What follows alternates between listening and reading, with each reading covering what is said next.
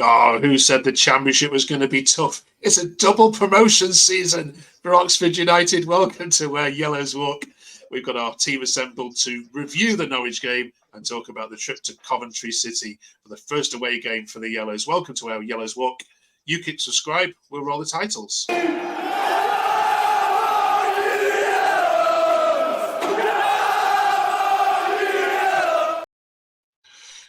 There's three very happy Oxford fans. Luke, Robin and Barney, welcome back to Where Yellows Walk. Where do we start with that one then? Luke, we'll start with you. First of all, just tell us what it was like in the ground before kick-off, all the pre-match routines. Was it a special atmosphere as this came across on TV? Yeah, it definitely was. Me and my friend got into the ground very early, so we sort of watched it build from pretty much empty to the full capacity. And then as the players walked out, we had the show of the flames and the yellow and blue fireworks, which was a nice touch. But also a big shout out to the yellow division that put the displays on, because once again, they've absolutely smashed it, and it really set the atmosphere. And I think you could tell in the players' performance, they were really up for that first game. Absolutely, they were. And by goodness, we spoke to the Norwich fans last night who were full of plaudits. There was no excuses from them. They were awful. You were great and thoroughly deserved every single one of those 3 points. Robin, what stood out for you in that first half in particular, in terms of tactically, how the way that you were set up?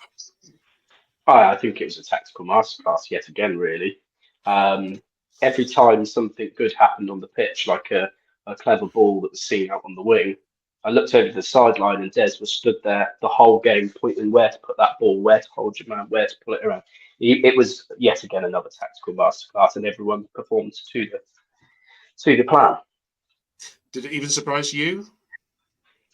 A little bit, yeah, but also not, because we've been ruled out so many times in the playoffs against Bolton, against Peterborough, and people writ us off for this one, but here we are. Yeah, and we're going to write you up again against Coventry as well in a second. In a minute. Barney, the Norwich fans were apoplectic that Grant Hanley was in the starting 11, let alone anywhere near that ball for the first goal. But having said that, you've got to take your chances, and defensive mistakes will happen. And he's pretty nifty. Your main goal scorer from last season, isn't he?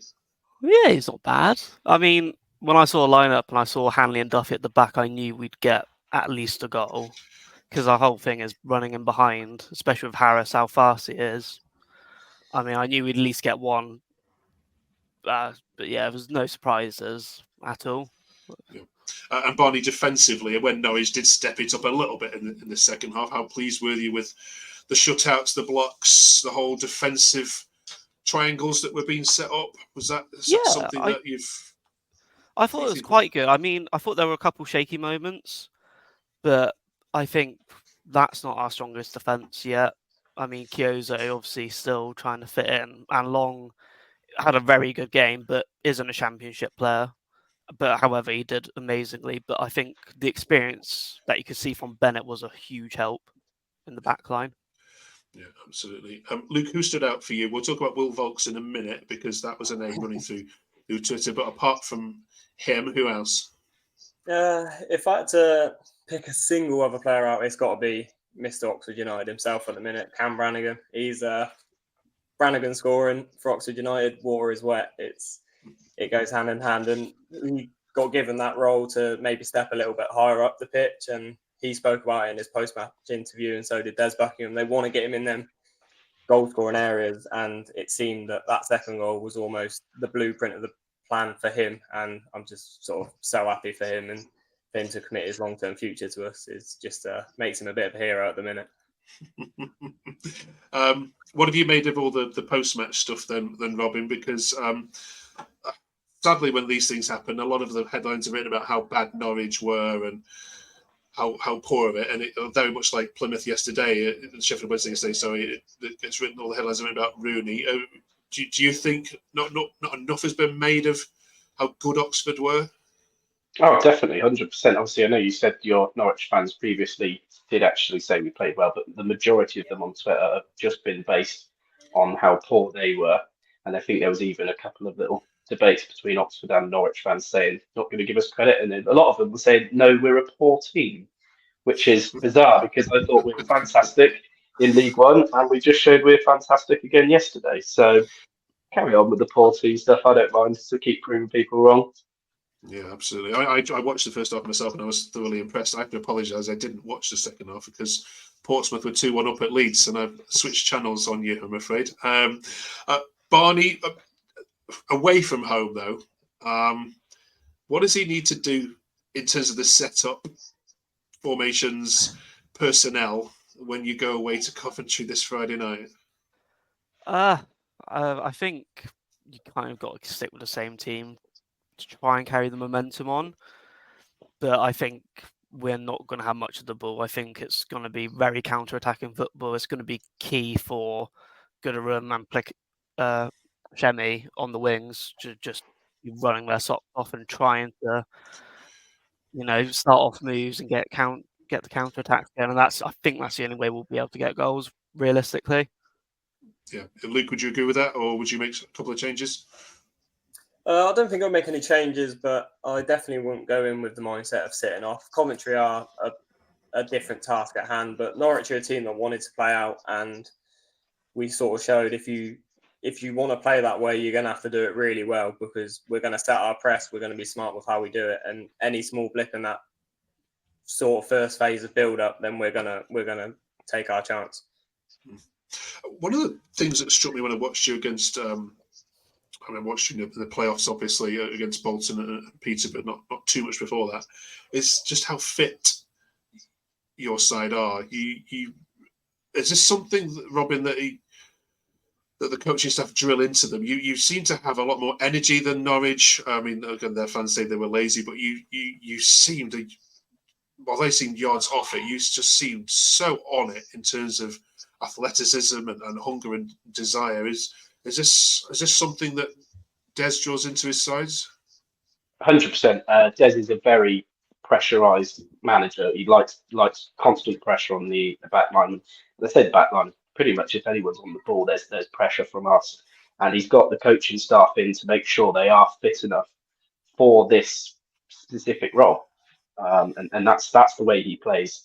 Lots of pressure, and yeah, it's really quite impressive. And our fitness is much better than it has been for the past however many years. And I think he's probably trying to sign the players to do that. Okay. I've got some takes for you to have a look at. They're all very positive, as you'd imagine, but I want to get your views on it on Rate My Take.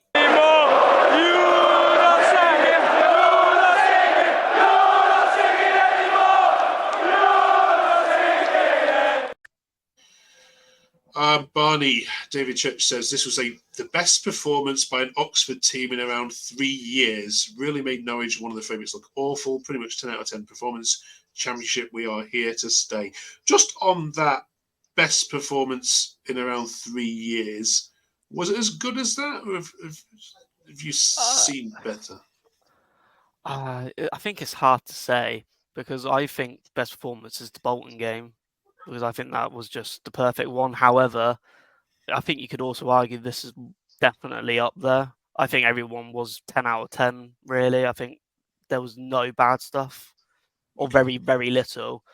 So I'd probably say I could argue, yeah, it is probably the best performance in around 3 years, but I would also argue maybe not. Okay. I think we talked about Will Volks briefly last week and the experience that he's going to give you, Luke. But this one says, special mention for Volks. My mum and I don't remember seeing a midfielder as good for us in recent memory, bar Brannigan, of course, and maybe Baptiste. It's one game, we know, but were you impressed with how good he was? Absolutely. He stood out tenfold. He's a midfielder that I think us club like Oxford have been missing for years now. I mean, Brannigan played that deeper role last year, but although he gives that good passing range and he can travel with the ball, Will Volks just screens that back four a little bit better than Brannigan does. And he does have the capability to spray a 40, 50-yard pass if he needs to. And he just seems to be, although he's not the quickest, he seems to be 1 or 2 steps ahead mentally in the game. So his reading of the game and helping us build out from the back it was just so noticeable. So noticeable. Yeah, I think that's probably going to go down as one of the signings of the season. I think unnoticed anyway. Yeah, good. Okay, we'll leave Norwich alone for a little bit. Then let's focus on Coventry for a couple of minutes. Friday night, Robin, are you, first away game. They've not been very kind to you Friday night, but it's gonna happen. I'd imagine you'd take a point now, would you? Absolutely, I'd take a point. Coventry are a very good side, and they have been for years. You just got to look at the last time we played them, 6-2, I think it was. So yeah, and a Friday night, like you say, and we've got a game Tuesday and everything. So I think definitely take a point. Yeah, we'll come on to the Peterborough stuff in a second. Each week we're going to ask you to review where you're up to in terms of strength and depth within your squad. This week it's the turn of goalkeepers. Barney, if I could ask you then. This is from transfermarket.com up to about 5 days ago, so apologies if this is out of date. Jamie Cumming and Matt Ingram are the two that you have on your books. Do you need a third? No, I don't think so. You could say maybe, but I think both of them are just really good. I think it'd be unfair to have a championship level quality keeper who's not even going to be sat on the bench at that point, and we'd be paying big wages for them. So I think I'm happy with having just the two, and then if needs be, we do have good youth players who, you've seen it before when they've stepped up and they've done really well. So I think I'm happy with both Ingram and Cumming. Okay, how did Cumming do, Luke? I thought he did really well. It's a position I thought we did need to strengthen, and we did do that with Ingram. And I assumed Ingram would get the shirt, but Buckingham seemed to have trusted Cumming from last year. And something they said they were working on is sort of his physical presence, and he does seem to have almost filled out a little bit. He seems a bit more confident coming for the crosses. He seems to hold himself a little bit taller, and it definitely showed yesterday. His confidence is just through the roof. And, if it does get sticky at times, he is a young goalkeeper, and we've got the experience, Ingram, behind him to step in if needs be. Okay. So all of you nodding your head that goalkeeping is not something that Oxford need to be concerning themselves with over the next 3 weeks. Okay, cool. Next week then is central defenders, and we'll be asking you for your opinions on that. And I can see already that's just changed the tone already. So I'll have that chat with you next week. Okay, some final questions for you then.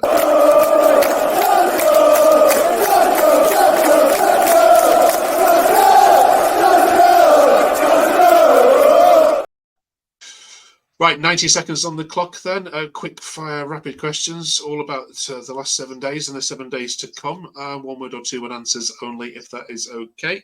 Starting with you, Barney, could you care less about the Peterborough result this week?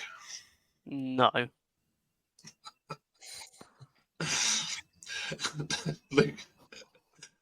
Luke, if I could offer you the Carabao Cup now, though, or at least the final, or safety, what would you take? I mean, if I have to take one, I'll take safety, but I don't think we have to worry about that. A couple on the side might be all right then. Fair enough then. Robin, the starting 11 against Peterborough then is a completely different 11 to what you saw against Norwich? Yes, wrap Mark Harris up in cotton wool. Barney, who is your unsung hero of the game against Norwich? Cameron Brown. Okay, yeah, I've heard that name a lot. Great. Luke, could you rate the referee for us out of 10? I'm gonna say 9. I didn't really notice him, and that's what you want for a ref, really, just not to notice he's there. Yeah, not in these League One refs anyway. We'll see how long it takes you to change your mind on that one. Robin, we've been talking about goalkeepers. Who's the best goalkeeper you've seen play for your team? Potential-wise, James Beadle, just for pure potential, but I think Jamie Cummings up there as well. Okay, cool. And Barney, who's the worst? Josh Mitchell. You agree with that, Luke, Robin? Any advance on Josh Mitchell? I'll tell you what, we've gone through a fair few keepers. I'll go Sam Slocum. Yeah, he was pretty weak. I enjoyed the Benji Bichelle era. He had his time, but he always had a mistake in him. In the comments below, can you name a worse Oxford goalkeeper than what you've just mentioned on the screen? Thoroughly enjoyed the game on Saturday, and I hope you'll take it in good spirits. But it is good to have Oxford in the league. You'll take some bashings, but do you know what? When you do win, it aren't going to upset some fans, are you? People are going to do their nut when they lose to Oxford. So enjoy it and enjoy it all. Thanks for joining us this week. Next week it's Central Defenders review. And where are we next week? Are you away again? I forget. Who are you after? Coventry? Blackburn, I think. That'd be an interesting one. Yeah. Cool. Well, enjoy the games, and we'll catch you all next week. Thank you very much for joining us. Thank you very much, Matt. Cheers. Cheers, Alex.